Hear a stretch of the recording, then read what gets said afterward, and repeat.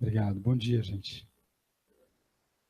A gente combinou de conversar sentado ali porque a escola está fazendo uma filmagem para os outros pais, né? Desse momento também. Vamos ver se vai dar certo. Aí a gente vai se ajustando aos poucos sobre isso. Tem uma informação que eu acho... Aí no fundo fica legal, assim? Tudo bem? Se ficar ruim, eu fico em pé, não tem problema. A gente se ajeita. Além dessa trajetória, e é um pouco esse lugar que eu quero conversar com vocês, de pesquisador da área da educação e tenho acompanhado as mudanças da base nacional em função das minhas linhas de pesquisa e do meu trabalho, eu quero falar muito também do lugar de pai aqui. Eu tenho uma filha no infantil, que é a Lara, tenho o Pedro, que está saindo do Fundamental 1 para o Fundamental 2, e tem a Bia, que está fazendo aniversário hoje, que está no médio. Então, eu sei a dor e a delícia de ter criança em todos os segmentos, né? Então, assim, a aventura que é acompanhar os nossos filhos também em todos os segmentos. E quero partilhar com vocês também desse lugar, da experiência de pai, e partilhar também algumas impressões e ponderações. Eu organizei essa conversa com vocês em três momentos. E depois a gente abre para conversar o que vocês acham que deve ser aprofundado.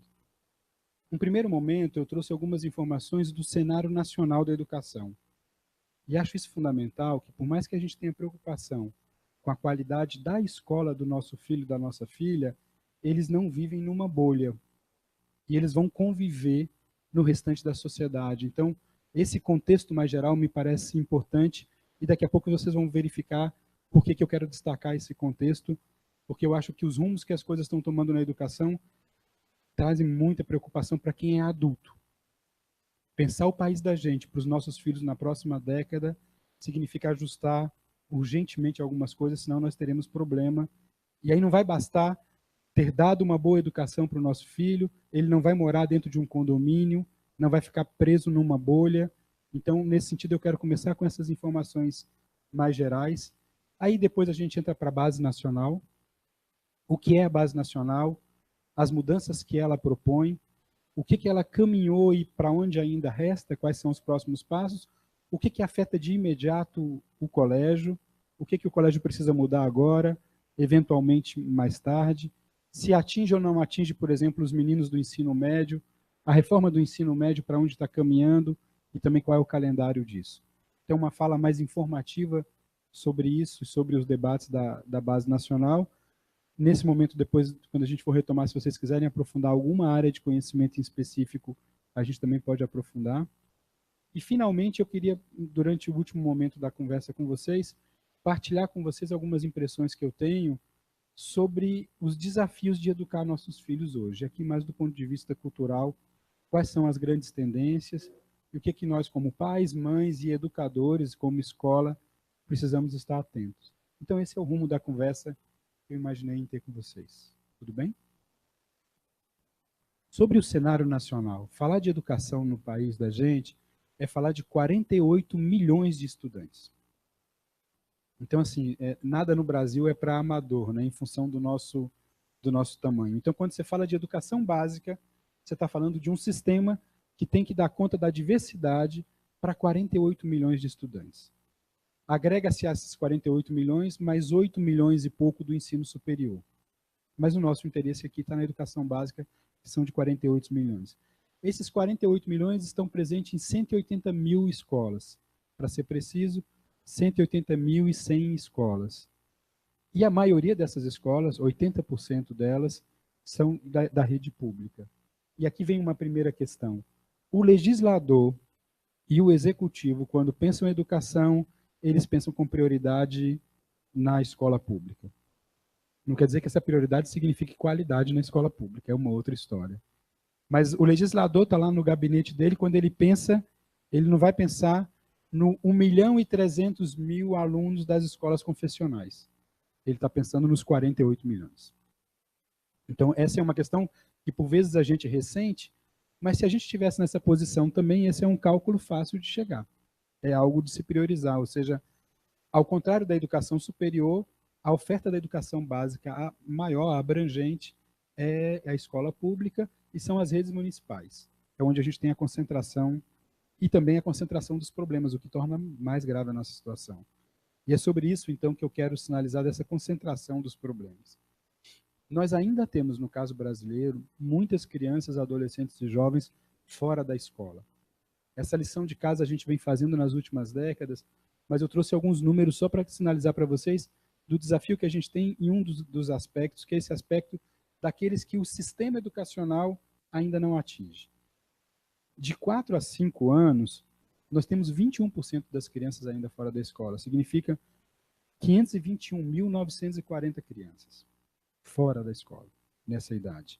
De 6 a 14 anos, 429.592 estudantes, crianças fora da escola. E o mais grave, de 15 a 17, numa fase muito crítica. Quem tem aqui adolescente em casa sabe que essa é uma fase delicada, onde a família vai ganhando um peso diferente, os nossos filhos nos evitam em certa medida, né? Querem que a gente leve para a festa, mas não apareça na porta da festa, esse tipo de coisa. É nesse momento em que o par tem um peso relevante, o outro, o igual, tem um peso relevante. O nosso grande exercício é garantir um bom grupo para o nosso filho, né? O grupo tem momentos que influencia muito mais o nosso filho do que a gente mesmo. Nesse momento, de 15 a 17 anos, a gente tem 1.543.713 adolescentes e jovens fora da escola. Esse é o país que a gente está construindo. Então, no Brasil, nesse momento, não por falta de recurso, não por falta de estrutura, nós temos esse grupo todo fora da escola. Esses são os excluídos de fato do sistema escolar. Mas tem um outro dado que a mim impressiona muito, que são os excluídos de dentro do sistema escolar. São aqueles que, apesar de estarem dentro do sistema, não estão aprendendo. Que é um outro tipo de erro grave que nós adultos, e aqui nós nos incluímos, estamos cometendo com o futuro dos nossos jovens, das nossas crianças, dos adolescentes. Vou trazer só 2 informações, para não ficar enchendo vocês de dados, mas 2 informações sobre aprendizagem. Tomando o último exame nacional que nós tivemos, na área de português, no 5º ano, só 50% dos alunos que estavam no 5º ano tinham aprendizagem adequada em português. E no 9º ano, só 30%. Isso não é o pior, vamos para a matemática. No 5º ano, só 39% tinham aprendizagem adequada em matemática. E no 9º ano, só 14%. Quer dizer, eu tenho esse grupo fora e do grupo que está dentro, parte dele não está aprendendo. Uma parte grande dele não está aprendendo. E aí é claro que dá para entender o caos que vira o ensino médio no Brasil. No caso das escolas públicas. Com só 14% de aprendizagem adequada em matemática, o que esse menino vai fazer no médio? Ele vai evadir. Ele vai embora, ele não consegue segurar. Ou se ele vai passando, ele vai chegar na faculdade e também não vai fazer. E o pior, alguns fazem o curso e vão ter a notícia do mercado do trabalho. Olha, você não sabe o que você acha que sabe. Se ele for para uma faculdadezinha qualquer, que pegou ele no laço, ele trabalhou o dia todo, pagou lá a mensalidade dele, ou com o apoio da família, e ele vai ter a notícia depois no mercado de trabalho de que ele não sabe o que ele imagina que saberia. Quer dizer, antes da gente entrar na base, a notícia que eu quero dar para vocês, e a mim preocupa muito como pai, diferente do nosso filho e da nossa filha não estar nessa situação objetiva, mas ele convive com isso, e como cristãos também eu acho que a gente tem que se preocupar com que tipo de sociedade a gente está construindo. O dado que eu tenho como pesquisador é que a desigualdade na educação tende a aumentar. Nós vamos ter, como vocês aqui em São Paulo, escola de R$ 8.000 de mensalidade e fila de espera, e vamos ter no outro extremo escola que não tem quadro negro e giz, escola que a família nem sabe que você vai buscar. Eu conversei, no dia que eu recebi a notícia dessa escola aqui de 8.000, que teve um coquetel aqui em São Paulo, não foi isso? E um coquetel com fila de espera e tudo, pelo que a notícia acompanhou, né? Nesse dia eu conversei com um colega professor da Secretaria de Educação do DF, que há 17 anos é professor de História. E dá aula na Samambaia, que é periferia ali do Distrito Federal. Para quem conhece, seria um bairro mais, no caso aqui de vocês, um bairro mais à periferia, né? E o desespero dele, porque ele era responsável por uma turma de 5º ou 6º ano no fundamental, e você vai chamar a família para ajudar a dar atenção ao filho que está cheio de problemas, e aí vai reconhecendo sinais de que essa criança é violentada pela família. Quer dizer, esse quadro. Agora sim, pega esse quadro aqui e pega a escola de 8.000. Entende isso que eu quero dizer? Quer dizer, esse abismo, infelizmente, do ponto de vista dos indicadores na área da educação, ele está aumentando. E a gente vai criar um nível de pressão social. Quer dizer, ou a gente amadurece e toma algumas decisões, ou nossos filhos terão uma vida complicada, apesar de todo o esforço que a gente tem feito, apesar de todas as condições que a gente tem feito, mas não dá para pensar que dá para fazer isso com voo solo. Não dá para arrumar só a nossa vida. Nós vivemos em sociedade. Ou o nosso país toma um rumo um pouco mais acertado, ou nós estamos inviabilizando uma série de questões para o nosso país. Eu não vou tratar dos outros aspectos da dimensão social, de educação, de segurança, mas vocês convivem com isso também. E é nesse sentido que surge a Base Nacional. A Base Nacional, em tese, ela é um documento de regulação que tem garantida os direitos de aprendizagem para todas as séries. Nesse sentido, a Base Nacional é um instrumento importante. Ela, do ponto de vista teórico, diz o seguinte: qualquer aluno no segundo ano deve aprender e deve chegar no final do segundo ano sabendo isso, isso e isso. Bem, em tese é um instrumento importante do ponto de vista de justiça dessa distribuição. Para nós, do ensino confessional, privado, ela vai trazer pouca novidade do ponto de vista do ajuste de conteúdos. Nós já trabalhamos uma série de questões, são pequenos ajustes que nós vamos ter que fazer. Do ponto de vista da escola pública, não. Você tem um acréscimo, na verdade, de um conjunto de conteúdos. O outro esforço vai ser dar conta de tirar isso do papel. É um outro passo enorme para ser construído também. Mas ele é um instrumento de regulação para diminuir desigualdade, ou seja, eu não posso ter um quinto ano em um lugar e um quinto ano em outro lugar, do ponto de vista do que se espera para aprender no quinto ano. Eu posso ter metodologias diferentes, caminhos diferentes, ordenação de conteúdos diferentes, mas ao final do quinto ano eu espero que todo mundo que passe pelo quinto ano, isso é um ponto de maturidade do nosso país. E para regulação, para legislação, para judicialização de processos, essa é uma referência que eu acho que é importante. Então, para fazer uma distinção clara para vocês, a base responde a seguinte pergunta: aonde queremos chegar em cada ano? E no final da educação básica, aonde nós queremos chegar? O currículo, que aí é um trabalho feito a cada estado, vai responder qual é o caminho para chegar. E o projeto pedagógico de cada escola vai responder que caminho, que forma a gente vai trilhar esse caminho. Com que atividades? É com laboratório? É com articulação da fazendinha com o projeto pedagógico? Esse é o jeito singular que cada escola, então, reage. Esse jeito singular está vinculado a um currículo e agora vai ter que estar vinculado à base. O processo de revisão que a gente já começou aqui na escola e o ano que vem a gente vai intensificar com as 3 escolas aqui em São Paulo das Irmãs Franciscanas, é de revisão desse ajuste. O que se reafirma e o que num pente fino é preciso fazer de revisão. Quais foram os problemas na construção da base que nós vivemos? Me parece que eles podem ser sintetizados em 2 grandes problemas. O primeiro é que, de um jeito mais simples, nós começamos uma campanha eleitoral em 2014 e não terminamos essa campanha. Nós estamos em campanha eleitoral e toda pauta que cai na agenda nacional entra na briga da campanha. A base entrou na briga da campanha. A nossa polarização. A última audiência pública, o relator da base falou o seguinte: olha, como pensar uma base nacional num país dividido? Onde ninguém está afim de abrir mão de nada. Onde eu não posso falar, olha, apesar das minhas diferenças, nós estamos cuidando do futuro dos nossos filhos, vamos superar um pouquinho as nossas diferenças e vamos pactuar naquilo que é comum, que é fundamental. Nós não tivemos maturidade para isso. Então, a base toda foi muito polarizada. O tempo todo foi muito polarizada. O ano passado nós tivemos audiências públicas em todas as regiões do país. São Paulo foi o penúltimo, eu acho que a penúltima audiência aqui, e em todas elas, eu acompanhei em todas elas, o clima de polarização. Você não conseguia fazer da audiência pública algo de construção de consenso, aprofundamento de diferenças, não. É de demarcação.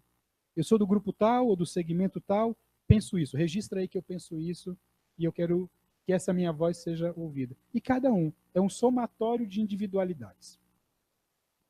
Então, essa me parece ser uma dificuldade, não só da base, mas nos últimos meses e até anos, uma dificuldade da nossa nação. Se vocês perguntarem por qualquer tema geral, a nossa intolerância para tentar tratar questões que eu tenho alguma divergência tem diminuído de maneira muito grave. Então, nós perdemos uma oportunidade de ter uma base mais madura e mais profunda, porque nós não conseguimos construir consensos.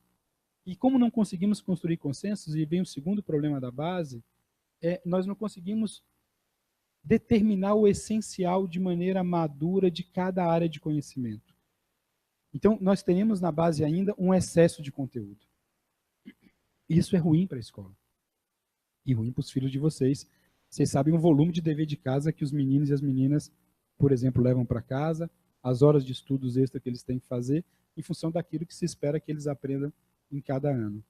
A base tem a tarefa de falar em matemática, no quinto ano, o que é o essencial. Como eu estou num clima polarizado, eu não abro mão daquilo que eu acho que é o essencial, o senhor não abre, a senhora não abre. O que a gente faz? Coloca as 3 questões dentro da base. É isso que a gente fez.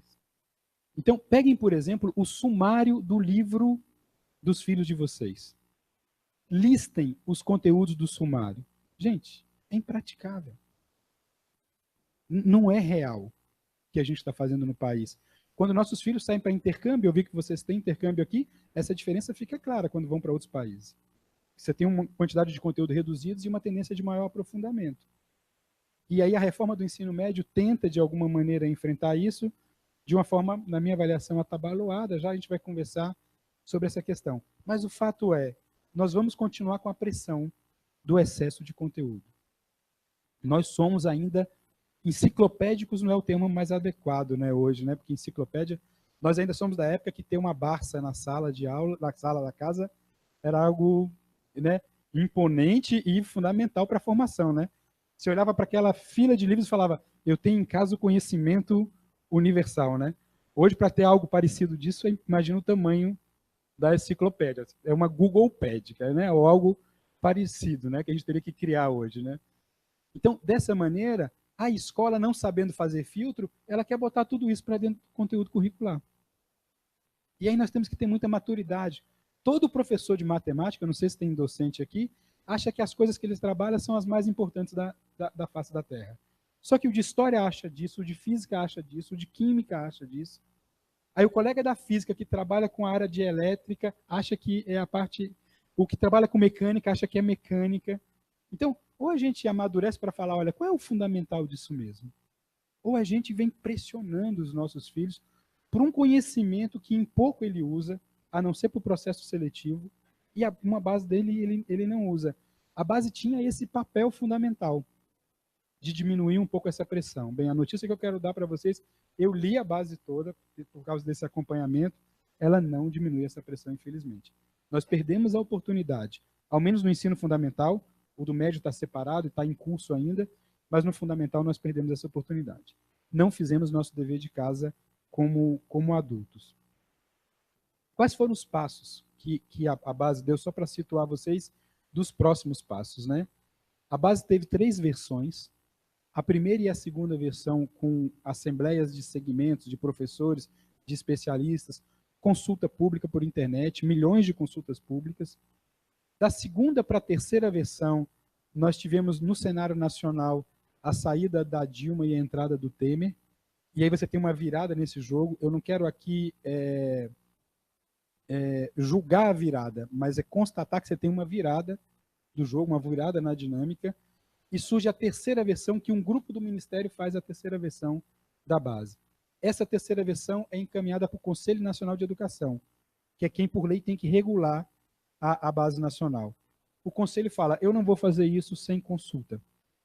E ele cria, durante o ano de 2018, audiências públicas em todas as regiões do país para poder fazer essa consulta.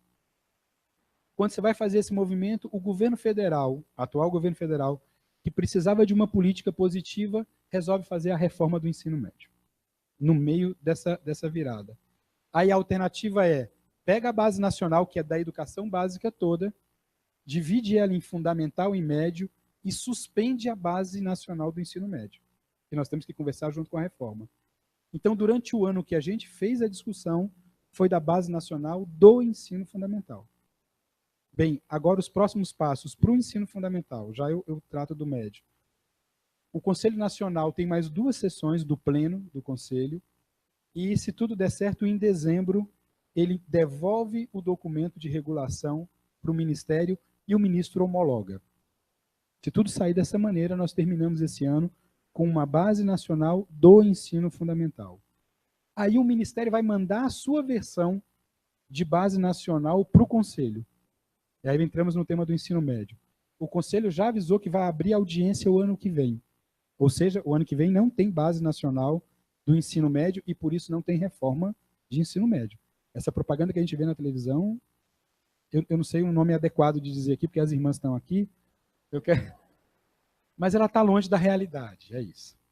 Não é assim, porque não dá para falar que tem reforma, nós não estamos fazendo a reforma ainda. Não quer dizer que não é necessário, que a reforma não foi uma ação de coragem. O ensino médio é o lugar mais crítico que a gente tem hoje da educação básica toda. De fato, nós precisamos de reforma. Agora, o modelo, a forma da reforma é algo que a gente tem que, talvez, melhorar. Temos ainda chance a partir do ano que vem. Qual é a delicadeza da base nacional? Nem estou falando da reforma ainda, porque a reforma vincula tudo à base, entende? A reforma vai falar do modelo do ensino médio, não do conteúdo central, da aprendizagem. A aprendizagem, quem fala é a base. Então, a reforma precisa da base. Como a base está dividida e ela vai ser discutida na sua terceira fase em 2018, o cronograma é 2018 se discute e o Conselho aprova o ensino médio, essa é a projeção. 2019, os conselhos estaduais, porque eles precisam de regular isso nos estados, tratam essa questão. 2020 se começa a implementação, pensando 2020, 21, 22, para implementar o ensino médio. Por exemplo, então, quem está no ensino médio hoje não vai pegar a reforma, que é uma pressão. Você olha na propaganda e fala, o ano que vem, o que vem da reforma, né? Na verdade, qualquer colégio pode, a qualquer momento, mudar a sua metodologia, mas não vincular isso à reforma, é uma outra história. Se tem algum colégio falando, eu tenho aqui o novo ensino médio, eu tenho por minha conta. Isso não é a reforma ainda. Depois você vai ter que validar esse seu novo ensino médio com aquilo que a reforma determinar. Se você tem uma bola de cristal e fez tudo da maneira que foi, ou melhor, tudo bem, cada um tem o direito, sempre vinculado ao seu conselho estadual, de fazer mudanças no seu projeto, a qualquer momento. A reforma determina que todos devem fazer, só que ela cria uma dinâmica de implementação dessa história. Qual é o senão desse cenário que eu estou colocando aqui? O senão é que o Conselho vai fazer essa discussão da reforma do ensino médio, que é o pedaço mais crítico da base nacional, por isso que se separou. Quer dizer, se foi difícil e não se construiu consenso no fundamental, no médio é mais delicado de fazer isso, porque se juntou reforma com base. E só que o Conselho vai fazer isso num ano que é ano eleitoral. Então a novidade que a gente tem o ano que vem é ano eleitoral, ou seja, imaginando a temperatura que andam as coisas no país da gente, nós teremos um debate muito conturbado sobre o ensino médio, sobre a base, e muito, infelizmente, vinculado ao jogo eleitoral. E esse tem sido um problema, porque a educação não dá soluções e não cria soluções sérias num período de mandato eleitoral. Se eu chegar para um governador e para um prefeito e falar assim, olha, eu tenho uma solução para a educação do seu município, prefeito. Nós vamos gastar 20 anos para implementar. Ele vai falar, desculpa, mas essa solução não me interessa. Eu preciso de uma solução que eu capitalize com ela para as próximas eleições. E esse tipo de falta de maturidade com pautas essenciais, nós pegamos pautas estruturais e colocamos no calendário eleitoral. E o calendário eleitoral tem sua dinâmica própria. Essa dinâmica não consegue fazer mudanças estruturais. A gente vive nesse ciclo, né? Dias atrás eu estava num simpósio com o pessoal em Santiago discutindo as mudanças que eles fizeram no Chile, que tem seus problemas, mas que deram passos maiores, mais sólidos que o nosso na área de educação. E eles estavam lá numa das mesas que eu estava acompanhando, relatando as mudanças que eles fizeram no ensino da matemática. E olha a implementação que eles fizeram no ensino da matemática. O primeiro ciclo lá são de 4 anos. Eles formaram os professores do primeiro ano e aplicaram o método no primeiro ano. Com esses alunos que viveram do primeiro, formaram do segundo no outro ano e aplicaram do segundo, do terceiro, do quarto. 4 anos. Eu, na minha impaciência de brasileiro, perguntei, e aí, quais são os resultados dos 4 anos?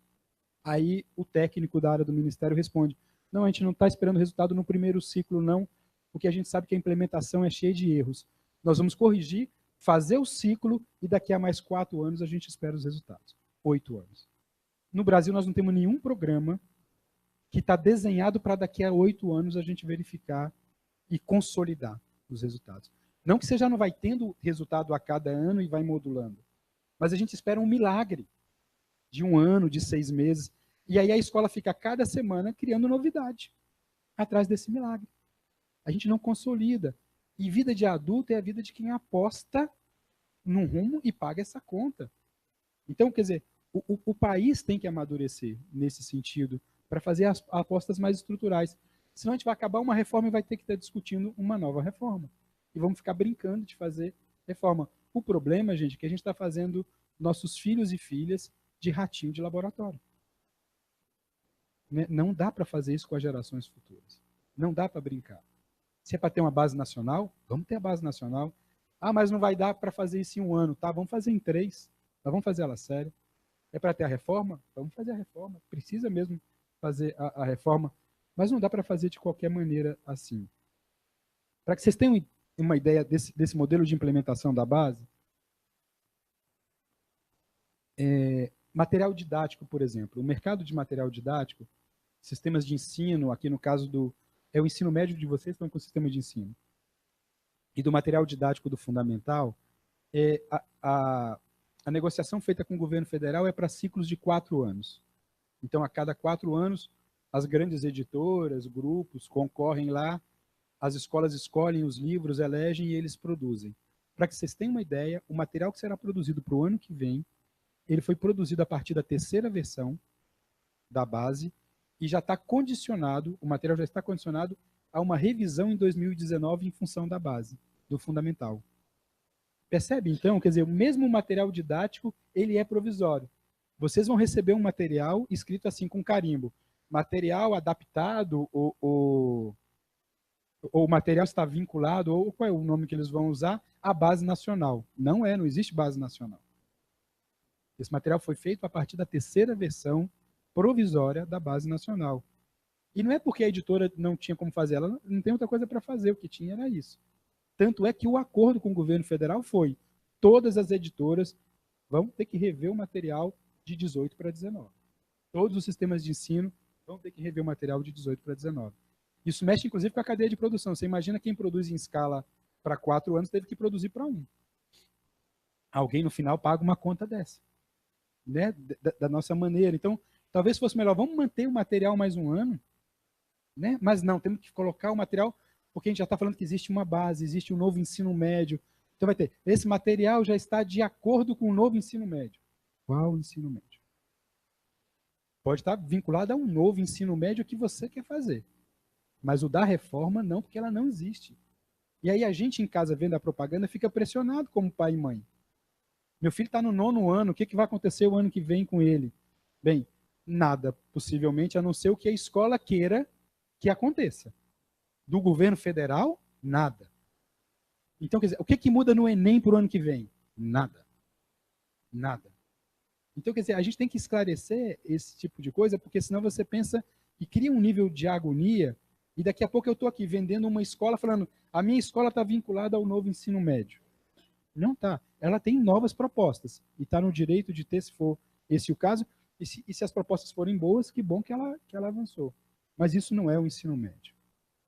Sobre o ensino médio, eu quero destacar aqui só 3 questões pontuais, e depois, se vocês quiserem discutir, como a reforma do ensino médio tem, como a gente diz lá no interior de Minas, muita água para rolar debaixo da ponte, muita coisa pode mudar. O Conselho Nacional, inclusive, sinaliza, o presidente da Câmara, né, bicameral, que é da superior e da básica, sinaliza possibilidade de mudança na lei, dependendo de quem ganha a eleição em outubro.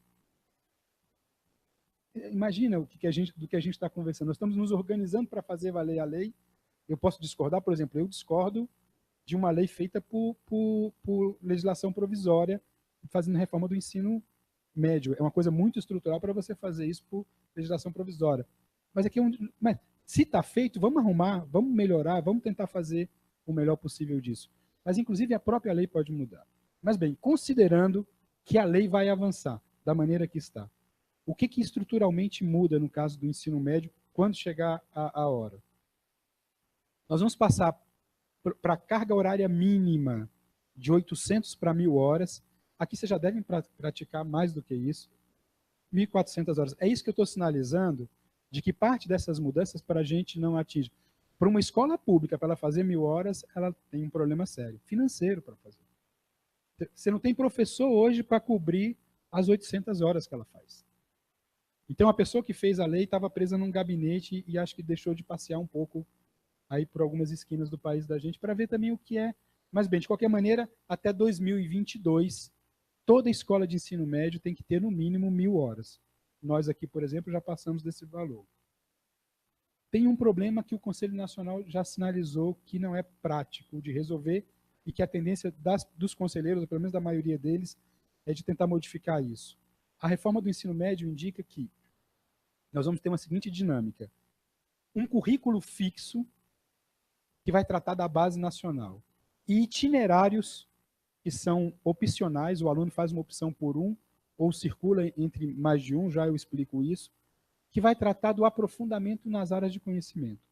O que é uma possibilidade desde a LDB de 96, como possibilidade de dividir o ensino médio entre fixo e itinerários que são flutuantes, ou seja, se eu quero atuar na área de sociais e humanas, eu vou estudar mais de sociais e humanas. Se eu vou para biológicas, é algo razoável de se pensar, difícil de se organizar. Não é simples. Mas, do ponto de vista técnico, é interessante. Só que a lei determina que da carga horária toda do ensino médio, somente 1.800 horas vão ser utilizadas pela base. O restante pelos itinerários. Vocês lembram que eu falei que a base está muito grande? É impossível tratar a base em 1.800 horas. Então nós criamos uma pressão. Não tem professor de física que vai dar conta, em 1.800 horas, de trabalhar o conteúdo que a base falou que está indicando para trabalhar nas 1.800 horas ao longo do ensino médio. Existe uma tendência, então, do Conselho ampliar essa carga do horário fixo. Bem, o horário que seria esse horário, estou chamando aqui de flexível, dos itinerários. São 5 itinerários que estão correspondentes à área de conhecimento. Então, de linguagens, de matemática, das ciências biológicas, desse campo das ciências, na verdade, física, química, todas as ciências, as duras aqui, da área de humanas e do profissionalizante. Em tese, a lei não exige que a escola trabalhe com as 5 áreas. A escola pode indicar uma. O que deve acontecer, isso vai ser muito sério, é que a escola pública vai atuar com profissionalizante. Ela não vai ter estrutura para atuar com todas as 5. Quando ela atuar com uma, ela atua só com uma. E o aluno a família vai ter que levar o aluno para outro bairro, se não for esse o itinerário dela. Você não tem estrutura financeira para oferecer os 5 itinerários. A dificuldade de oferta é operacional mesmo. Que significa o seguinte, imagina que os nossos alunos aqui do segundo ano B, são 40 alunos no segundo ano B, todos estão na aula da base fixa. Aula de língua portuguesa, matemática, física e química. Agora vamos para o horário da base do itinerário. Dos 40, 5 querem matemática. Dos 40, outros, entende? Quer dizer, no total das turmas, quantos querem matemática? Como é que eu viabilizo isso? Como é que eu monto o currículo? Tem desenho já começando a responder isso, mas não vai dar para fazer de qualquer maneira. Um colégio como o Pio XII vai fazer um desenho, eu acho que vai fazer um desenho interessante, melhor do que o atual do ensino médio. A maioria das escolas, não. A maioria das escolas vai fazer o seguinte, na minha avaliação. Eles vão fazer a base e vão usar o itinerário para fazer aula de reforço, plantão de dúvida das áreas de conhecimento. Você está fraco em matemática, vai para lá fazer plantão de dúvida de matemática. Nós estamos criando um cursinho dentro do ensino médio e, nesse sentido, desrespeitando a lei. Um outro aspecto delicado dos itinerários, que nós temos que pensar como fazer, é como é que a gente vai colocar o filho da gente e a filha da gente para decidir pelo itinerário no primeiro ano. Quem está aqui com filho no terceiro tem filho que não decidiu ainda para onde vai na universidade? Ele vai começar o curso e vai chegar com uma notícia para você no final do primeiro semestre que quer mudar o curso. Né? Primeiro semestre, se você tiver sorte, né? Se estiver lá pelo meio do curso já e, olha, eu descobri que não é isso que eu quero da vida. Né? Então, imagina tomar a decisão. Uma questão que o Conselho já está apontando é a possibilidade de migrar de um itinerário para outro, de experimentar mais de um itinerário. Mas ele também não pode ficar pulando de itinerário para itinerário, senão ele vai terminar o ensino médio sem ter feito nenhum, na verdade, sem ter aprofundado nenhum. Porque a ideia, em tese, é legal. Em tese você tem que saber o básico da matemática, que é grande demais já. Mas se você não for atuar em matemática e for atuar em ciências, o que você tem que aprofundar é ciências. O desenho é interessante. A operação que precisa de um pouco de serenidade para construir essa operação. E no caso do ensino público, precisa de um pouco mais de investimento ou gestão correta do recurso público para a gente conseguir fazer isso no ensino médio, no caso das escolas públicas também. E a outra delicadeza é essa. Nós vamos ter a área de orientação. A área de orientação das escolas vai ter que trabalhar muito para ajudar nessa decisão do itinerário. Não dá para deixar... Olha, não dar opção aos nossos filhos é ruim. Deixá-lo optar sozinho é muito ruim. É quase covardia. Não dá para deixar na conta dele essa opção. A Madalena Freire, que é aqui de São Paulo, faz uma distinção que eu acho que é interessante no tema do desejo, que ela fala que o desejo aparece em 3 grandes ondas. Né? Uma primeira onda é a vontade, que dá e passa. Né? Uma segunda onda é o interesse, que já é uma vontade focada. E a terceira onda é a necessidade, que quase sempre não tem clareza disso. Quer dizer, o meu desejo nasce de uma necessidade que nem sempre está estampada na minha cara. Eu me mobilizo muito mais pela vontade do que pela necessidade. Qual é a tendência do nosso filho e da nossa filha? Se eu sou fraco em português, em linguagens, eu não escolho linguagens. Não tenho vontade de estudar linguagens. Mas eu quero, por exemplo, fazer direito. E linguagem será fundamental para você se você quer fazer direito. Então, a sua necessidade é de aprofundar também em linguagens. A minha área de sociologia, por exemplo, grande parte do pessoal da minha área não gosta de matemática. Eu comecei com vocês aqui trabalhando com dados. Sem estatística você não faz sociologia. Mas então, a tendência de uma pessoa desse campo é falar, eu não quero mexer com matemática. E vai criar uma defasagem na formação dela em matemática. Então, o itinerário que serve em tese para aprofundar, ele pode criar uma armadilha de consolidar uma fragilidade, se a opção não for bem feita. Então, a opção tem que ser bem feita. Nesse sentido, nós, pais e a escola, vão precisar de ajudar nessa opção, na avaliação da opção, na mudança, se for o caso, da opção. Caso contrário, a gente vai consolidar um problema. Qual é a chance, na minha avaliação, do itinerário dar certo, quando a gente implementar? Se a gente mudar o modelo de avaliação. Se a avaliação para o vestibular for cobrar só a base, só o conteúdo da base, as escolas preocupadas só com inserção na entrada do vestibular vão fazer dos itinerários plantão de dúvida para a base, entendeu? Quer dizer, eu não vou te dar um conteúdo a mais que não cai no vestibular, mesmo sendo importante para você.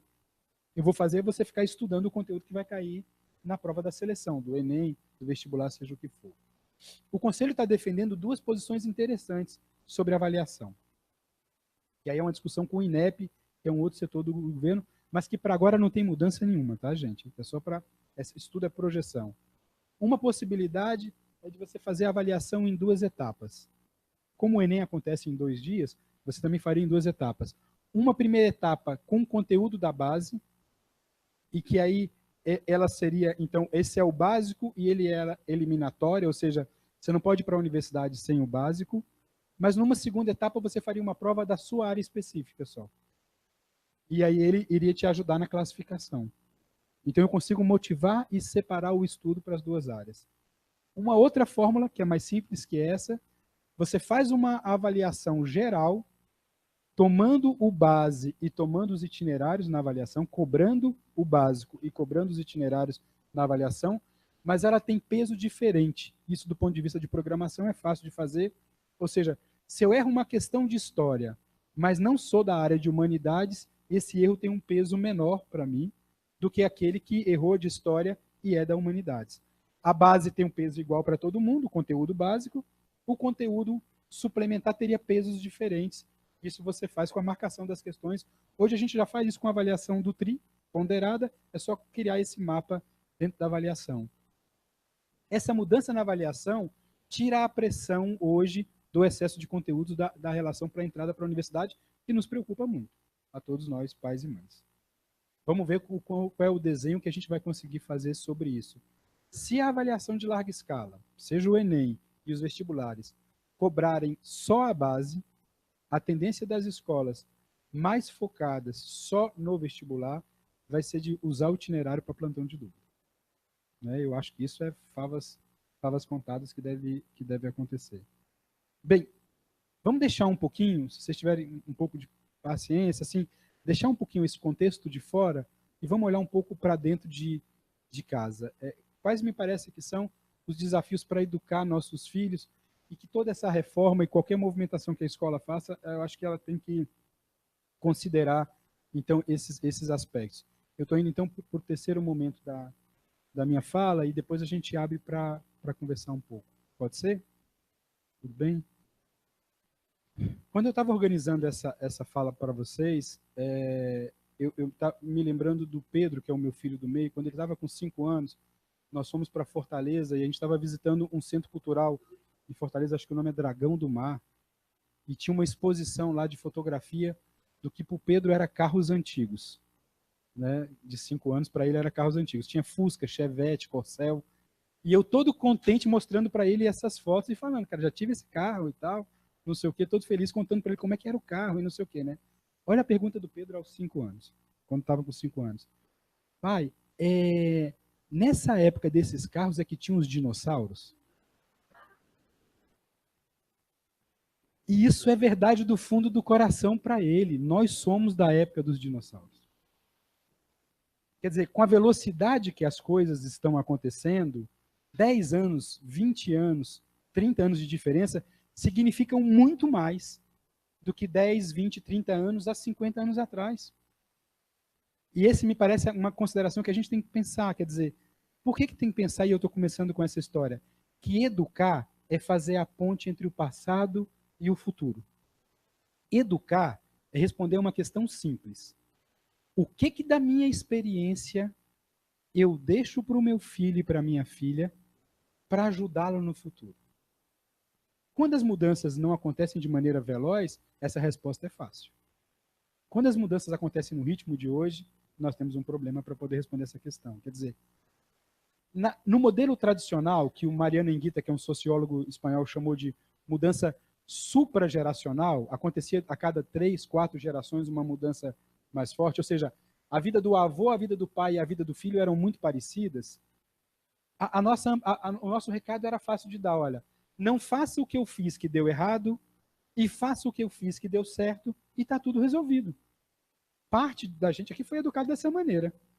Quer dizer, o pai e a mãe avaliando o que deu certo e o que deu errado, fala, tira isso, não repita isso, né? O medo do pai e da mãe, não repita esse erro que eu repeti, né? E faça isso que deu certo e está resolvido. Nessa fase, inclusive, a escola não tem muita razão de ser. A educação em casa resolve. Nós temos uma outra fase, que é de uma mudança de uma geração para outra, que a escola foi o ápice. Eu estou usando já no passado. Foi o ápice. Que era o seguinte, eu já sei para onde está caminhando a mudança, mas não estou preparado para preparar meu filho e filha. Escola, prepare meu filho para o futuro. Essa é uma fase clássica que a gente viveu. Ou seja, eu tenho o desenho do futuro mais ou menos feito ali na esquina, mas eu não estou preparado para ele. Tem uma instituição que a gente inventou que tem a tarefa de fazer isso. Prepare meu filho para o futuro. Qual é a delicadeza de hoje? É que a mudança não é mais de uma geração para outra. O mundo que a gente vive hoje já é diferente do mundo que a gente viveu na infância. Eu não preciso de esperar a nova geração para rodar a mudança. E aqui é a característica da crise da educação. Educação que a gente faz em casa e da escola. Ou seja, a velocidade nos inquieta porque eu não tenho clareza para responder a seguinte questão. o que é fundamental para ele saber para o futuro e o que não é fundamental. Na dúvida, o que a base tentou fazer? Colocou tudo. Mas isso também não é uma boa resposta. É uma resposta que carece de profundidade. Porque colocar tudo não é viável. Não dá para estudar tudo também. O professor ou a vida vai acabar fazendo essa opção. Nós deixamos de fazer essa opção. Então, nós saímos de uma mudança suprageracional para uma mudança intrageracional, dentro da mesma geração. E aí cria na gente uma sensação constante de atraso. Tem hora que a gente começa segunda-feira com sentimento de atraso, por causa dessa sensação. Professor em sala de aula, não sei se o professor dos filhos de vocês falam isso aqui, fala assim, não, vamos avançar porque eu tenho que vencer o conteúdo. Ele está numa briga com o conteúdo, porque tem um simulado, vai ter avaliação, vai ter não sei o quê, não dá para perder tempo porque eu tenho que vencer o conteúdo. A gente até pode não saber para onde está indo, mas sabe que está atrasado, né? Nesse sentido. O Bauman cunhou um termo para isso que me parece excepcional, num trabalho que ele escreveu, não foi traduzido aqui para o nosso país, mas tem na internet ele em espanhol, sobre os desafios para a educação da sociedade líquida, que era a grande pegada dele, né, o grande conceito dele, e ele chama de síndrome da impaciência. Na verdade, estamos todos impacientes porque não queremos mais o processo. Entre o desejo e a realização existe um processo. Aí você vai começar a conversar com seu filho adolescente. Olha, para você ter isso que você conquista, você vai ter que fazer isso um ano, um outro ano, depois um terceiro ano, para chegar naquilo, ele já dormiu um sono, já está olhando no Zap, já está... Não, ele já existe, olha. Não venha com essa conversa desse tamanho para mim. As coisas... Se eu faço um amigo assim e desfaço um amigo assim, as coisas na vida vão para um clique. E isso é um danado na vida da gente. A vida é muito mais processo do que resultado. De vez em... E vocês sabem disso. Pensa a carreira de cada um corporativo aqui. Você sabe que de vez em quando tem um processo, um resultado. Essa ideia de hoje, que monta uma startup e no final de semana você vai explodir, vai arrebentar e vai virar um Bill Gates ou sei lá o quê, de vez em quando acontece, mas a gente vai comprando essa ideia. Então, os nossos filhos estão impacientes com tudo que é processo. E não é um problema deles, é do nosso tempo, desse tempo atual. Qual é o dilema para a educação? Educação é processo. Educação é repetição. Educação é, de alguma forma, linearidade. Ela pode se fazer menos chata, mas ela é linearidade. E a gente tem vendido que a linearidade está superada. Os meninos hoje navegam em tudo que é coisa, mas não mergulham ou quase não mergulham nas coisas.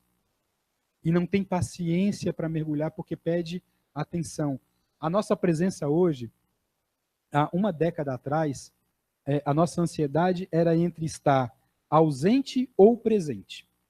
E a nossa briga, por exemplo, na formação dos nossos filhos era se fazer presente. Aí o dilema do trabalho, da falta de tempo e tudo mais. Hoje tem um elemento novo.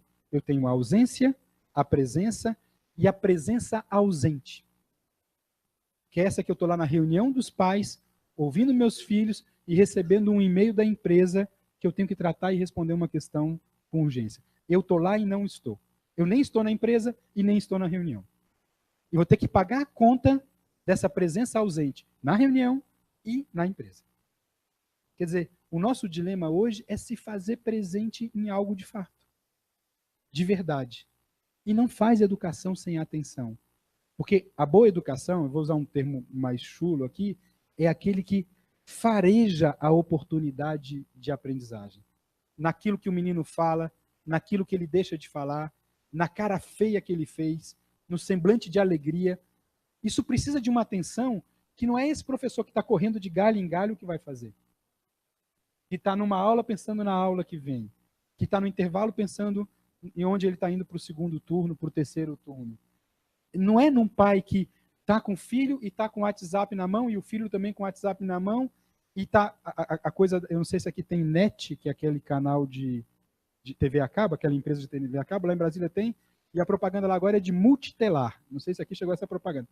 Que é uma mocinha cantando essa música, você vê com ela no ouvido, né? Daqui a pouco você está cantando a danada da música do multitelar. O que é o multitelar? Né? A possibilidade de estar em várias telas ao mesmo tempo.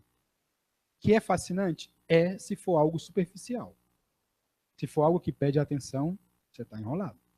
Você não vai fazer. Né? A neurociência já tem apontado para a gente que essa história não funciona assim. A minha atenção vai para um lugar, fecha, vai para outro.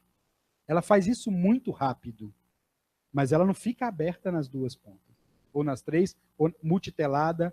A atenção não multitela. Ela desloca de um lugar para outro. E a gente vai fazendo isso. E a tecnologia tem criado essa ilusão de simultaneidade na gente. De que nós seríamos capazes de estar em vários lugares ao mesmo tempo.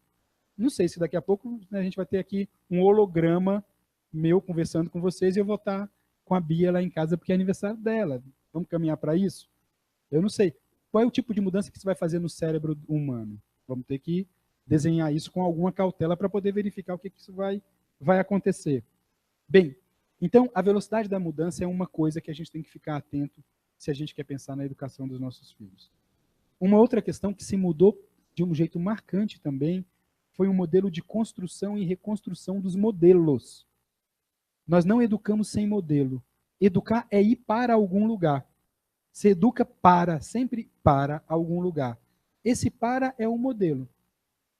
Esse modelo estava muito definido há décadas atrás e até era opressor.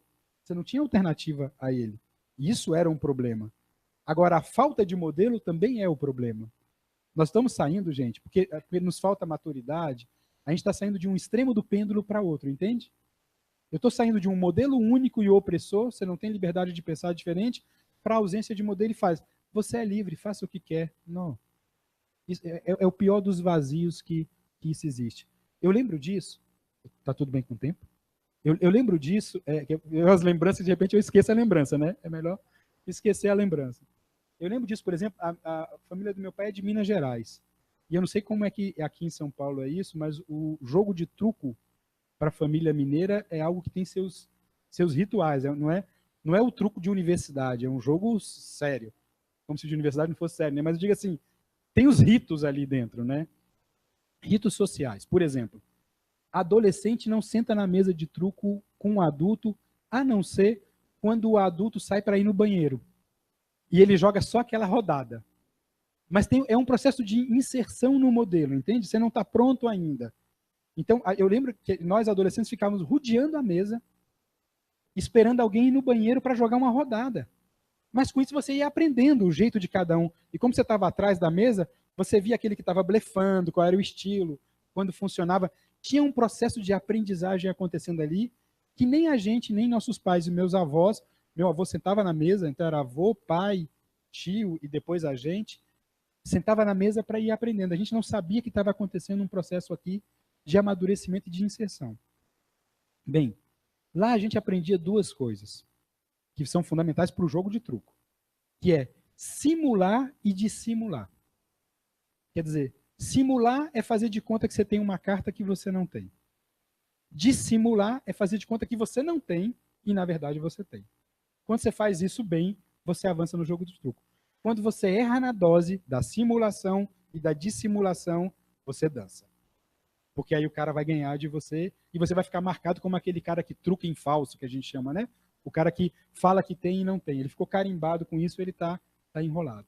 Ou seja, onde é que a gente aprendia qual é o limite? E aqui eu quero entrar com a questão da simulação e da dissimulação na mesa, no concreto. Hoje, parte dos nossos filhos criam um avatar deles mesmos na rede social e vão fazendo simulações e dissimulações. E falta uma mesa para ele confrontar o que ele está simulando com o princípio do real. E quando ele vai confrontar, isso pode estar tão distante que o resultado vai ser: eu não quero a vida concreta, eu quero a vida virtual. Eu vou me envolver cada vez mais nessa vida, porque nela eu controlo o confronto. Se você está me confrontando, eu te bloqueio. Acabou, você não é mais meu amigo. O contradito sai dali. Só que a vida é esse contato entre o que eu imagino que eu sou, as cartas que eu imagino que eu tenho, e o que de fato eu sou. É aí que a gente amadurece. É nesse confronto com esse modelo mais adulto, inclusive tentando superar o modelo. Todos nós aqui, em algum momento, desejamos superar nossos pais. Isso não é ruim. Mas é com e contra o modelo. Nunca sem o modelo, entende? Sem o modelo, eu não construo o meu modelo. Com e contra o modelo, eu construo o meu. E se tudo der certo, a minha síntese como filho vai ser melhor do que a do meu pai, do meu avô, se der certo, se as coisas avançarem. Então, nessa nova dinâmica de construção dos modelos, a gente tem isso acontecendo de maneira muito segmentária, até porque aconteceu uma outra mudança muito significativa, de que a nossa socialização foi feita em 3 etapas muito distintas. Uma socialização primária, basicamente com a família, vizinhos próximos e parentes próximos, depois uma ida para a escola e depois uma abertura maior para o mundo, brincando na quadra, viajando de um bairro para o outro, brincando com amigos e crescendo, crescendo, crescendo. São 3 momentos de socialização. Hoje as nossas crianças nascem e logo vão para a escola, socialização primária e secundária paralela, e quando acessam as redes sociais, o mundo entra dentro de casa. E o mundo entra dentro de casa cedo. E nem sempre no ritmo de vida que a gente leva, e aqui não vem julgamento nenhum a esse ritmo, esse é o ritmo que a gente tem para levar, mas o mundo também entra, ou seja, o nosso filho está tendo a socialização primária, secundária e terciária de maneira simultânea. Tem uma mudança aqui que a gente não sabe o que vai acontecer, para o bem e para o mal, mas tem uma mudança. O modelo de inserção no mundo adulto mudou, entende isso? Pensa lá no jogo de truco, tinha um rito montado, fica perto da mesa, aprende o jogo, joga uma mão, de vez em quando joga uma mão, depois você um dia é chamado, que é o dia da felicidade. Hoje você é considerado parceiro. Você participa oficialmente desde o início do jogo. Né? Tudo bem que é um dia que um tio faltou, não sei o quê, mas é assim mesmo. Né? Mas não, é o dia do orgulho, né? Você está feliz que você foi considerado bem-vindo ao mundo dos adultos. Nós falamos muito cedo para os nossos filhos, bem-vindo ao mundo dos adultos. E talvez seja a dificuldade para eles amadurecerem, entendeu? Eles estão ficando mais tempo adolescentes e jovens, talvez porque estão entrando muito cedo no mundo dos adultos. Então, nós, como adultos aqui, pais e escola, precisamos pensar um pouco nisso. Como é que a gente tenta, de alguma forma, dosar essa história? Eu li num livro de uma médica, acho até aqui de São Paulo, eu não lembro o nome dela, ela trabalha com pacientes terminais. Não vou tratar desse assunto aqui não fiquem preocupados. Mas ela falou de um termo que eu não tinha parado para pensar isso, e eu sou da área de humanidades, mas achei muito curioso. Ela falou assim, olha, o ser humano é o único nome que a gente conceitua de ser vivo que tem uma ação colocada dentro do nome. Não existe ser cachorro, ser gato, ser leão. O leão é leão, o cachorro é cachorro. O humano precisa de ação para ser humano. No fundo, o que ela está falando do ponto de vista teórico, a Hannah Arendt trabalhou isso já, é de que a gente não nasce fabricado. A gente não nasce pronto. Como a gente não nasce fabricado, os adultos precisam de investir nos mais novos para que os mais novos se tornem cada vez mais humanos. E esse investimento significa o que da minha experiência eu quero acolher, mas o que da minha experiência não pode estorvar para que o novo crie o novo, diferente do que eu criei. Então, isso não é um ponto fácil de equilíbrio. Como é que eu regulo o passado para o futuro? O que de trás a gente aproveita? Porque imagina se os meninos tivessem que começar do zero toda vez. Ou atuar só a partir do instinto deles. A educação é isso. Não, cara, você não precisa de começar do zero. Olha aqui o que nós já fizemos. Olha para trás. Olha o que deu certo. Olha o que deu errado. Agora vai e faz o novo. Vai e avança, dá mais um passo do que a gente conseguiu. Educação é para isso. A educação tenta fazer isso. Esse é o investimento que a gente está tentando fazer. Quando a gente pensa em educar nossos filhos, na escola e em casa, é disso que a gente está falando. Como é que eu crio condições para que ele possa dar passos que eu não consegui dar. Ao mesmo tempo, não dê passos equivocados que a gente já, do ponto de vista da cultura, conseguiu apontar. Fazer essa distinção hoje, e esse é um outro aspecto, tem sido mais difícil porque o nosso cotidiano está muito espetacularizado. Se a gente vai para a TV a cabo e vê um número de Masterchef, mini-chef, micro-chef, power-chef, quer dizer, tudo é espetacularizado. Fazer comida, que é uma coisa interessante, artística para quem não faz todo dia, mas não é esse espetáculo todo. Quer dizer, a sociedade da gente fala de um vazio quando a programação é ocupada com esse tipo de coisa. Me parece que, mais do que a presença desse tanto de programa sobre culinária, fala de uma ausência de outras coisas. Por que isso é tão espetacular? Quem aqui mora em condomínio e tem grupo de WhatsApp de condomínio, sabe o que significa essa espetacularização dos problemas, por exemplo. Tem hora que um problema desse tamanho, depois de meia hora de intervenções atabalhoadas, ele está na televisão. Né? Você está lá no seu condomínio assistindo a televisão uma matéria sobre um problema do seu condomínio, você fala, não, mas isso não está acontecendo assim, dessa maneira aqui, não. E já tem jurídico no meio. Você consegue ver quando entra um advogado pelo próprio texto do WhatsApp. Opa, aqui vai dar um processo, vai não sei o quê, vai não sei o quê. E o problema era desse tamanho. Grupo de WhatsApp em escola. Tem hora que é uma delícia e tem hora que é um negócio. Tem hora que é um negócio desse tamanho e ele vai de um jeito e vai e fala, gente, pelo amor de Deus, para com isso. Não deixa a coisa chegar nesse tamanho. O Zygmunt Bauman, esse sociólogo, falou que nós colocamos um microfone dentro de um confessionário com as redes sociais. Pensa que confessionário é o privado do privado, né? Aquilo que você está contando ali que você não conta em tese para ninguém. Nós pegamos um microfone, o confessionário está aqui, tudo vira público. A relação entre privado e público se explodiu hoje de maneira...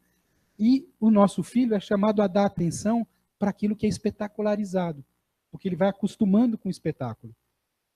O Renato Russo cunhou uma frase, lá do Legião Urbana de Brasília, ele fez essa música em 79, que é do Santo Cristo. Não se preocupe que eu não vou cantar aqui. Ela é comprida e eu não tenho voz para cantar.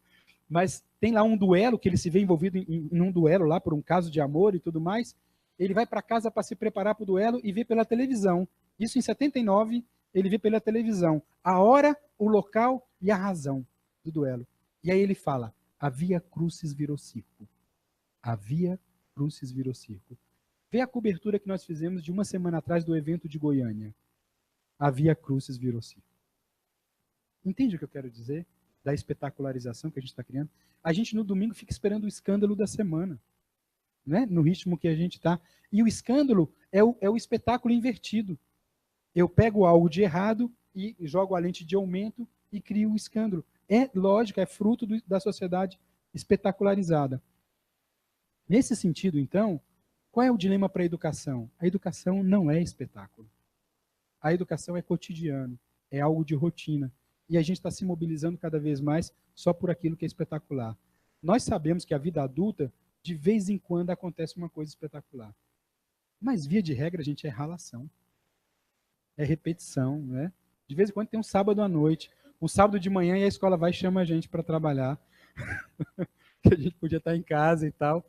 Mas então, assim, de vez em quando tem algo espetacular e a gente vai saborear. Mas o resto é a roda girando. E a gente vai ter que encontrar sentido na roda girando também. Senão a gente vai formar um jovem e um futuro adulto que emburra por qualquer coisa, que sai de qualquer coisa, que só mobiliza se tiver um joguinho na minha frente para eu poder ir jogando e tudo mais. Pois a vida não é essa coisa. Game over na vida é game over. Não dá para reiniciar o jogo. Então nós vamos ter que lidar com esse tipo de coisa. E hoje, para lidar com isso, nós vamos ter que redescobrir, e esse é um outro aspecto que eu queria destacar para vocês, o lugar do limite. O lugar fundamental do limite. O Freud escreveu um dos livros clássicos dele, que diz de uma outra época, Mal-Estar da Civilização, e ele sinalizava o seguinte, o grande mal-estar da civilização, naquele momento, era o limite. O excesso de limite. Eu nasci numa família de médicos, já está determinado que eu serei médico. Só se eu der um rumo muito rebelde, sair de casa, brigar com mãe, com avô, com papagaio, para não ser, mas está determinado. Ao mesmo tempo, se eu fizer A, B e C, eu vou ser médico. O caminho também está bem desenhado. Mas eu não tenho essa alternativa. O nosso mal-estar era excesso de limite. Hoje o nosso mal-estar é, você pode ser médico, pode ser astronauta, pode ser não sei o quê, e pode ser nada. É o excesso das possibilidades. As possibilidades nos oprimem mais do que o limite. No caso da gente nesse segmento social. Parte desses meninos aqui da educação pública vivem ainda o limite, a escassez. Hoje, o excesso nos pressiona mais. Vamos pensar no mundo do trabalho hoje. Se eu posso trabalhar mais, eu tenho que trabalhar mais. Entendeu como a possibilidade passa a ser uma obrigação?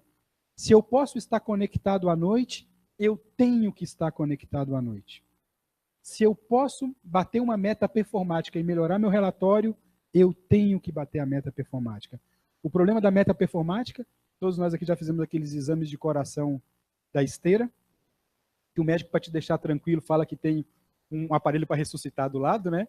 Aí sua pressão já aumenta só de ver o aparelho. E aquela esteirinha é, quanto mais você corre, mais ela sobe e mais acelera. Até o médico achar que você está, de fato, no seu limite. A meta performática, do ponto de vista da possibilidade, é essa. Se você deu 10, é possível dar 12, então você vai dar 12. O problema que está com a tecnologia hoje é possível fazer mais do que a gente deve fazer. Entende isso? Apesar de ser possível, nós temos que nos perguntar se é necessário, se é bom, se é saudável. Caso contrário, eu posso ter uma casa assim, assim, assim, com tal e tal, tal tecnologia. É bom ter? Ou porque eu posso ter, eu vou ter? Eu posso estar conectado agora o tempo todo com um chip ou com uma lente aqui, e estar acessando o Google aqui, e estar não sei o quê, ou com um chip ampliar a minha memória. O quanto é bom? O quanto é ruim? Qual é o efeito disso? Aqui não é criar uma espécie de medo, de fobia, né, de tecnofobia. Não é nada disso. Tem muita coisa excepcional na tecnologia. Só que hoje ela já abre mais possibilidades do que a gente precisa, em alguns campos. E em outros, porque ela é irresponsável do ponto de vista ético, ela não resolve. A gente já poderia ter resolvido o problema da fome, o problema de doenças básicas, e eu não vejo a tecnologia tão aplicada a essa questão, por uma questão de quem está manuseando a tecnologia. O problema não é da tecnologia. Eu trabalho no mestrado que trabalha com a área de TI, tem uns colegas avançando lá numa cafeteira que eu falei, olha, eu não vou querer tomar café nessa cafeteira, porque ela registra pela sua digital e ela vincula os seus dados, tanto médicos como dados da agenda do Google. Daqui a pouco eu peço a cafeteira com açúcar, ela vai falar, não, só te dou com adoçante, porque a sua glicose está não sei o quê. E como você está em aula hoje à noite, eu vou colocar uma dose maior de cafeína no seu café. Quer dizer, a gente tá na esquina essa possibilidade, para o bem e para o complicado, entende? Isso tudo está aí desenhado. Daqui a pouco a gente não vai fazer distinção. Eu estava brincando sobre holograma, mas a gente não vai fazer distinção entre físico e virtual. E a gente está discutindo em escola se o menino deve ou não deve usar celular. Esquece, quando a internet expandir agora para os outros objetos, vai estar na camisa, não sei, de quem tiver acesso. Vai estar monitorado e pactuando para todos esses espaços. Então, hoje, nós somos oprimidos pelas possibilidades e não pelos limites. Se o Bauman que fala isso, que se o Freud fosse escrever esse livro hoje, possivelmente ele ia falar que o mal-estar da civilização são as possibilidades. De novo, nós saímos de um extremo para outro extremo. A gente não tem conseguido fazer uma opção madura como adultos de o quanto a possibilidade, mas o quanto o limite é rico também. Por exemplo, se nós estivéssemos aqui no 10º andar de um prédio e não tivessem esse limite das paredes aqui, as senhoras que estão sentadas aqui no canto não estariam seguras de ficarem no cantinho. É o limite da parede que te dá segurança de ficar confortável aqui. É claro que o limite de uma parede aqui na frente não faz sentido, que a gente não consegue se comunicar.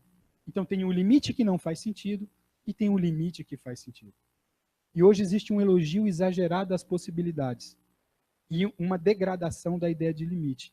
Só que o limite, que é disciplina, que é organização, ele é libertador. Você não vai fazer seu projeto sem organização, sem disciplina, sem limite.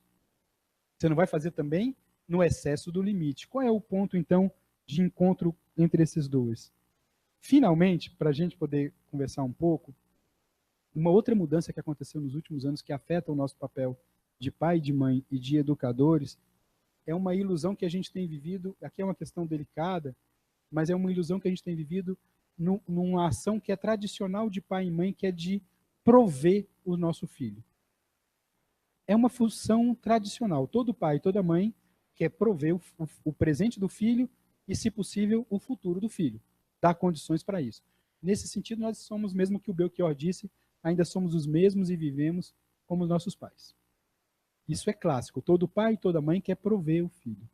Só que hoje a gente quer prover por uma leitura de que nossos filhos não merecem, não precisam, na verdade, ou não estão maduros o suficientes, a gente quer prover o presente dos nossos filhos, a escola, não sei o quê, o curso, cultura, condições, saúde, que isso garanta o futuro, mas a gente quer prover o nosso futuro para que nossos filhos não precisem de prover o nosso futuro.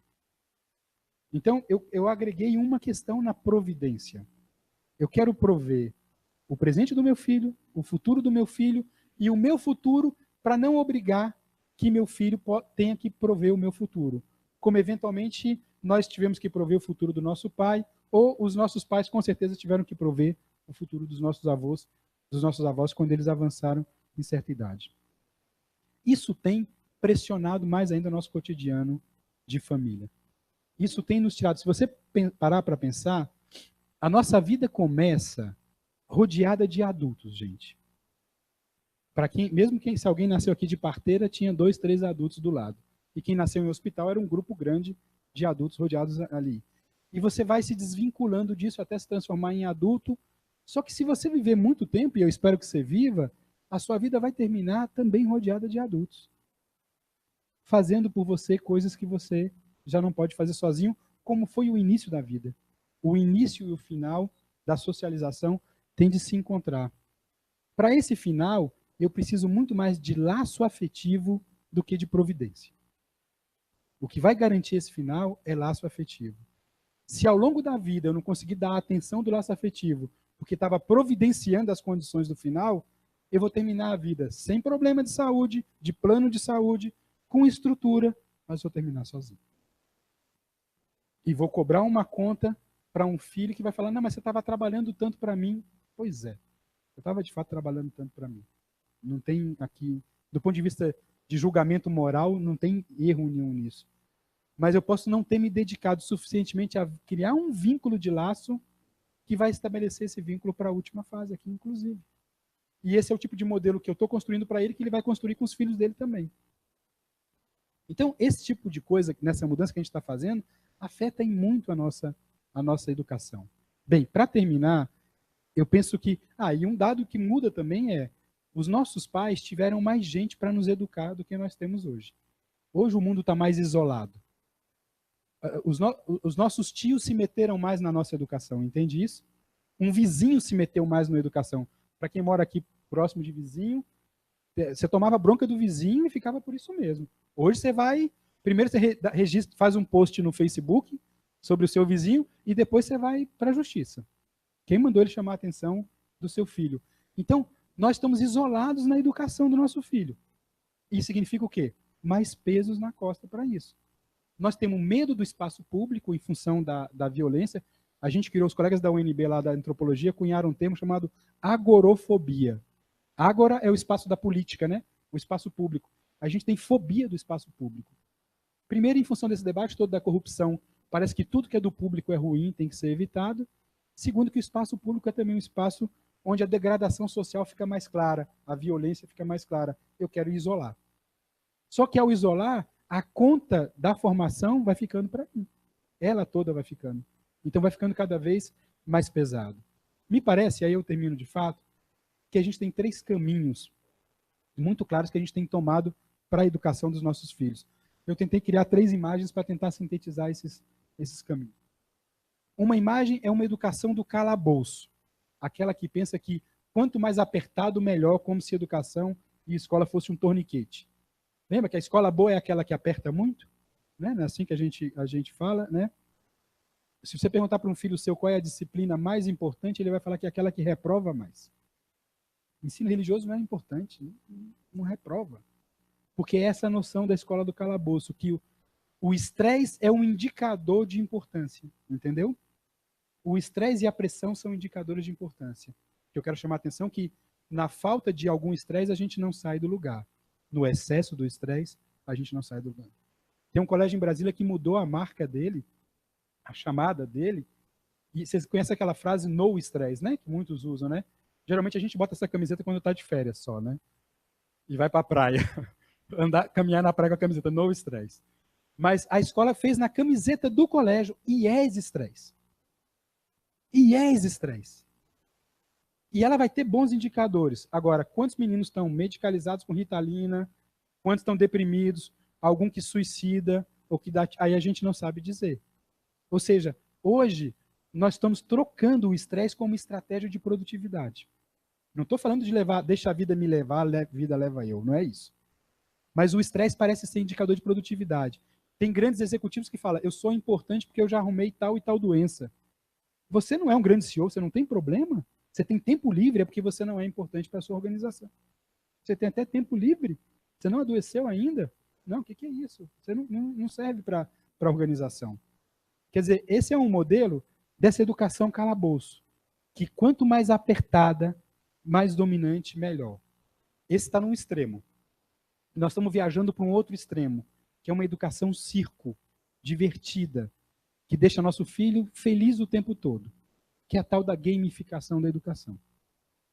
Vamos fazer da escola um joguinho, ele vai, de fato, ficar mais envolvido, talvez vai aprender mais para os testes, que ele vai fazer tanto simulado jogando, que ele no resultado final, ele se dá bem, só que na vida adulta, quando ele descobrir que a vida não é um joguinho de fase linear e tudo mais, ele não vai parar em lugar nenhum.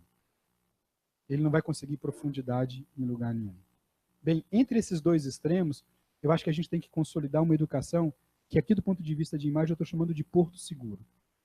O porto seguro é o lugar que enxerga as grandes ondas, as grandes tendências, ou seja, não é a educação tradicional que está de costas virada para as novidades, mas não é a educação que está engolida nas novidades. É a educação que olha para a novidade e fala, o que tem de interessante, mas o que tem de lacuna nessa universidade, nessa novidade? Eu vou tratar sobre essa lacuna. Por exemplo, os nossos meninos estão ampliando a capacidade, mas estão perdendo a capacidade de concentração. Eles conseguem hoje tratar de muita coisa ao mesmo tempo, isso não é ruim a princípio, mas vão perder dedicação de se deter a algumas coisas. A escola tem que trabalhar essa capacidade de concentração. A educação tem que trabalhar. A educação Porto Seguro, então, reconhece as grandes ondas, mas está de olho na lacuna. O bom educador é aquele que atua na falta, não na presença. Se você está muito agitado, eu tenho que te educar para a serenidade. Se você está muito parado, eu tenho que te educar para o movimento. O bom educador está no ponto do desequilíbrio, que aí ele consegue atuar naquilo que falta. Terminando, eu assisti esse final de semana passado com a minha esposa um show, já deve ter passado por aqui, que vocês têm o privilégio de ter shows primeiros que a gente lá em Brasília, isso quando os daqui vão para lá, do Paulinho da Veiola e da Marisa Monte, eles estão numa turnê nacional, e a gente assistiu esse show. Tem uma coisa ali que para mim era um sinal disso que eu queria falar para vocês aqui. Minha esposa até falou que de fato eu fiquei louco de vez, porque no meio do show eu comecei a anotar a ideia no celular, olha aí, no celular, para não perder no bloquinho de notas, né? E ela falou assim, não acredito que você está mandando mensagem no meio da música, né? Eu falei, não, estou anotando uma ideia porque eu vou conversar com o pessoal de São Paulo e eu acho que tem uma coisa aqui muito legal. Na verdade, duas coisas aconteceram no show que me parece tem a ver com a nossa conversa aqui e com essa história eu encerro esse momento para trocar algumas ideias com vocês. A Marisa Monte estava cantando aquela música Deixe-me ir, preciso andar, vou por aí a procurar. Você vê que hora nenhuma eu canto a música para não criar nada de desagradável com vocês. Que é uma música antiga do Candeia que ela fez uma outra música, né?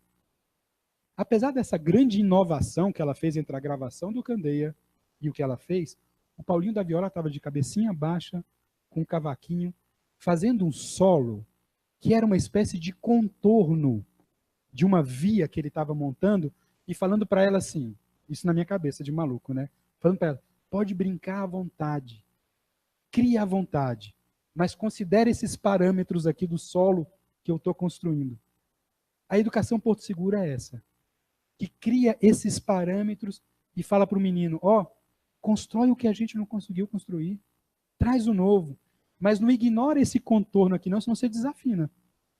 E a Marisa Monte fez um malabarismo com essa música. O que ela faz com essa música é um negócio maluco de entender, mas através do contorno que o Paulinho da Viola estava construindo. E aí, na hora do bis, o Paulinho da Viola foi cantar uma música, eu também não vou cantar, que é aquela, tá legal, eu aceito o argumento, mas não me altere o samba tanto assim. E eu falei para a Fabiana, minha esposa, olha, tá falando de educação de novo. Esse é o problema de quem é fixado, né? Tem que ir para terapia tratar disso, né? Mas vê se não é isso. Vê se ele não estava falando para a gente aqui. Ele falava o seguinte, olha, tá legal, eu aceito o argumento, mas não me altere a escola tanto assim. Olha que a rapaziada está sentindo falta do pandeiro, do cavaco e do tamborim. Vamos ter que conversar o que é o pandeiro, o cavaco e o tamborim. O que é o essencial, que eu não posso abrir mão. Aí ele faz, não, mas para vocês, pais do Pio XII, eu tenho duas ponderações. Eu juro que ele falou isso para vocês. Eu estava ouvindo isso lá. Ele fala, eu tenho duas ponderações. Primeira ponderação, sem preconceito, isso está lá no samba, né? Sem preconceito ou mania de passado, sem querer ficar do lado de quem não quer navegar. Não é se apegar ao passado e falar, não vou mudar. Mania de quem não quer navegar. Mas aí ele fala uma outra frase. Faça como o velho marinheiro, que durante o nevoeiro leva o barco devagar. A gente está no nevoeiro. A gente não precisa sair na frente. A gente precisa sair para o lugar certo. E eu acho que é isso que a gente tem que fazer. Como adultos, chegou a hora de parar de sair na frente de qualquer jeito e sair para o lugar certo. Eu acho que esse é o desafio que a gente tem para a próxima esquina aí dos próximos anos. Obrigado, gente.